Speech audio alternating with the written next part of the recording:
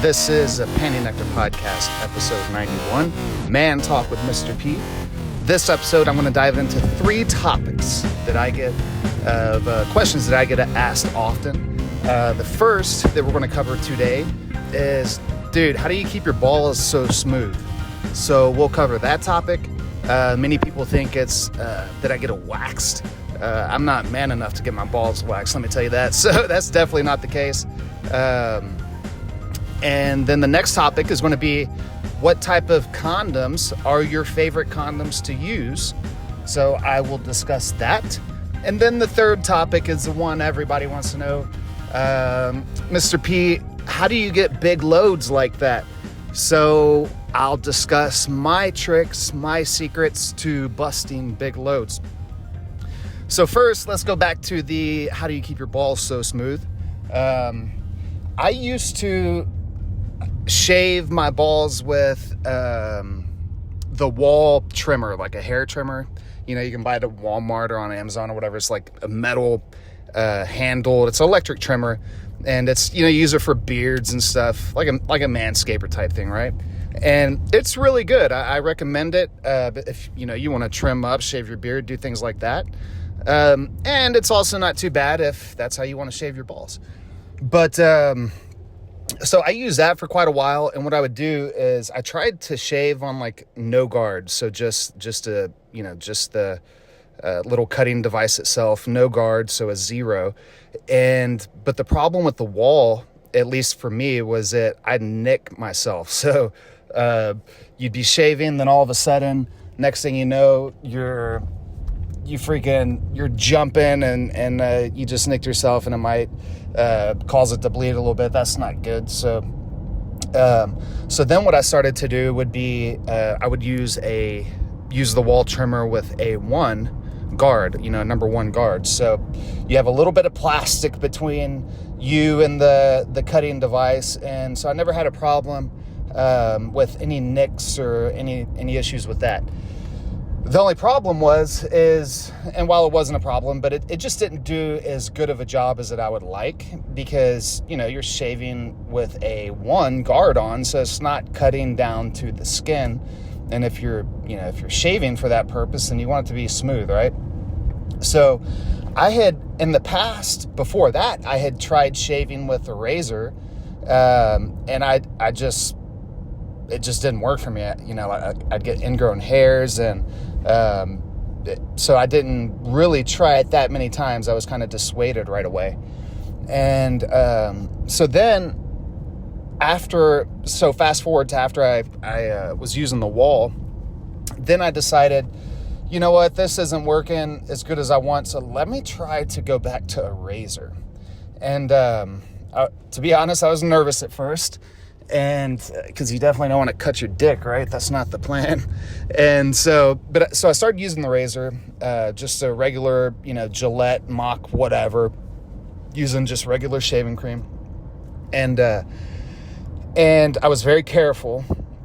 But what I did was I started shaving in the shower.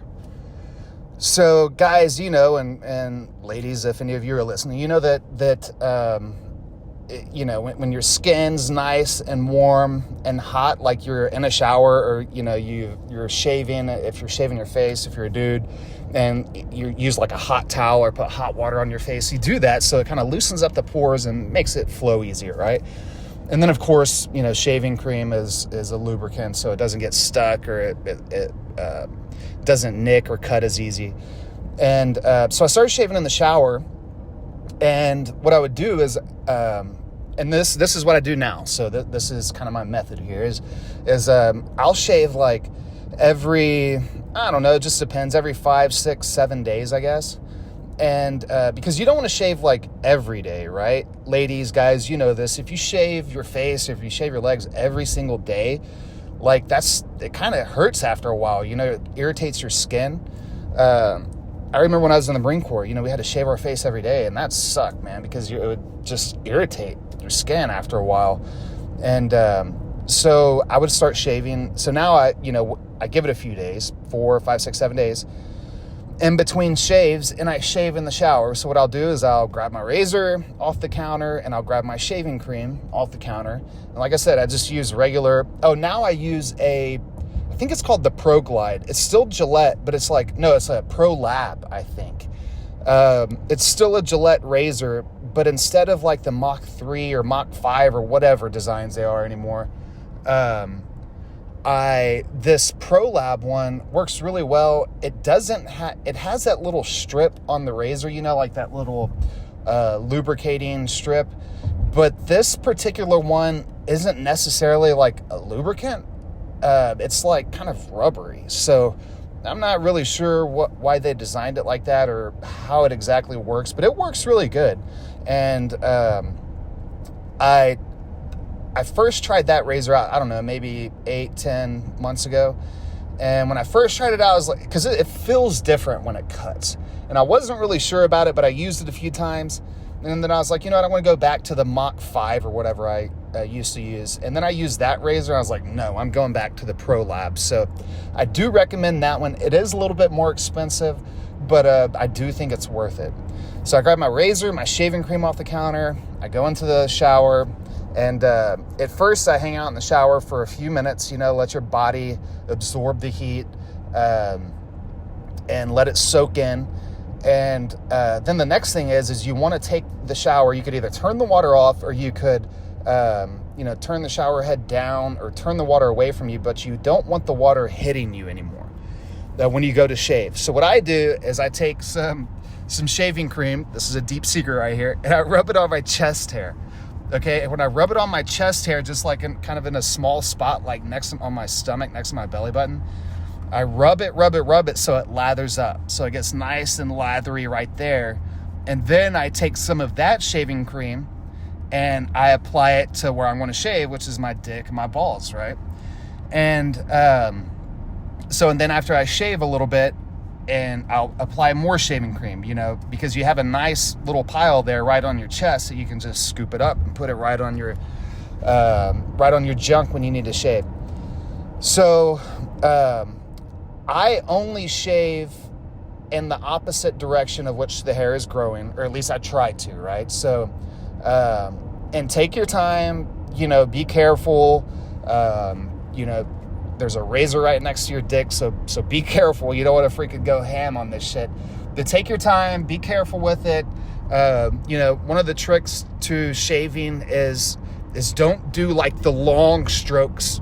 Do short strokes. So instead of like one big long stroke, make it a few little short strokes to accomplish the same thing. So after you do that, you shave all around. Of course, you need to rinse off the razor while you're shaving. So you shave a few times, make a few passes, rinse off the razor, get all the hair out, and then go back and start shaving again. And after 4 or 5 minutes of that, you should have a nice smooth dick, and it will work out really nice for you, I think. And then you just get up under the shower, rinse that shit off, and proceed washing your body up. I always shave before I use the body wash, so that's just me. But I guess you could do it before or after, and it'll work just fine. But I think that, and surprisingly, I have not had any issues with ingrown hairs, or many at all. And I've been doing it this way, I don't know, for 3 or 4 years now. And I haven't had any serious cuts. I may have had an ingrown hair too, but it's not an issue at all. Like I don't think I've had one at all. Maybe I have, but definitely not recently. So the shaving with a razor and shaving cream in the shower works great for me. And I'd recommend it for you too. So the next topic we said we're going to touch on is condoms. I don't know if many of you have seen my content, but you likely have never seen a condom on my dick because I don't use them. So some of you are thinking right now, yeah, me either, man. But it's not that I don't recommend condoms, because I do, but I just have sex with my wife, so there's really no need for it. But when I used to use condoms, when you're not making dumb drunk decisions and you just forego it. When I would use condoms, I tried, all the different, I won't say all of them, but, like Trojan, Durex, I don't even know what the others are anymore. But, and then each of those have like different, lines of condoms or types of condoms within their brand. I started I would use the Trojan Magnums. And no, I'm not trying to say that I have a huge dick. It's not fucking 12 inches. It's not that. I'm not bragging. I'm not saying anything like that. It's just that my dick is a little bit wider than average, I guess. So anytime I would use a regular condom, it would just squeeze the shit out of my dick and it would be uncomfortable. And if I would actually use it, a lot of times the condom would break. So luckily there was never any nut inside. But so after a few times of that happening, I figured out that Magnums, were a little bit bigger. And so I went with those and it worked well. But of course, if you got to use condoms, I do recommend them. Safe is always good, but sex without condoms is just better. There's no getting away from that. So the third topic we will touch on today is how to bust big loads. This is the question that I get asked every day from so many people. And the answer is quite easy, actually. I used to not bust big loads because, like many of you, I would jerk off too much. And so when you're jerking off 2-3 times a day, there's no way for you to save up any nut, right? So like, that's the most simple thing to do, is not jerk off every day and space it out a few days, especially like if you're going to be hooking up with the chick, or if you're married. It doesn't matter. If you're going to be having sex and you want to bust a big load, give it a day or two between.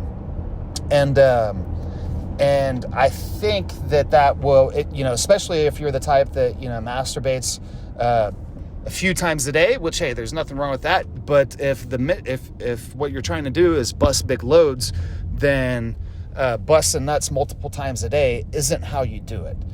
And then the next thing is this is the one that many people just don't want to address because it's a lifestyle change, and that's diet. I used to drink a lot of alcohol, and I don't drink alcohol anymore. But when I did, I think that probably does not bode well for cum production. Let's just put it plainly. For probably many reasons, and first and foremost, you're robbing your body of water, right? And then the alcohol on top of that, which is a toxin, and everything else that's in it. But so, I'm not knocking drinking. Drinking just isn't for me, and I choose not to do it. But I think that by me not drinking, it did allow me to bust bigger loads. And by me not drinking, when I was younger, I used to drink a lot of the bullshit. I mean, aside from alcohol, like sodas, right? Like Dr. Pepper was my go-to, or maybe a good root beer or something. Of course, I drink Sparks better than A&W in my opinion. But so, and I may drink tea. I would drink coffee, and I still drink coffee. But I cut all that stuff out, and for the past, I don't know how many, it's been quite a few years that, now I only drink water. And other than coffee, I drink coffee in the morning, and then I drink water. And one thing I do is first thing in the morning when I wake up, before I do anything, I walk in the kitchen. The first thing I do when I wake up is I put on my robe, I walk in the kitchen, I grab my cup, and I fill it up to the top with water, and I slam it. And this cup's probably like a 25-ounce cup, I don't know.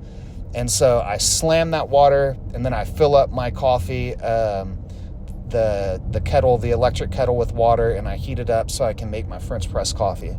That's the very first thing I do in the morning. And then the last thing I do before I go to bed is this is like literally the last thing I do, you could ask Panty Nectar, is I walk to the kitchen, grab my cup, fill it up with water, and drink it, slam it right there.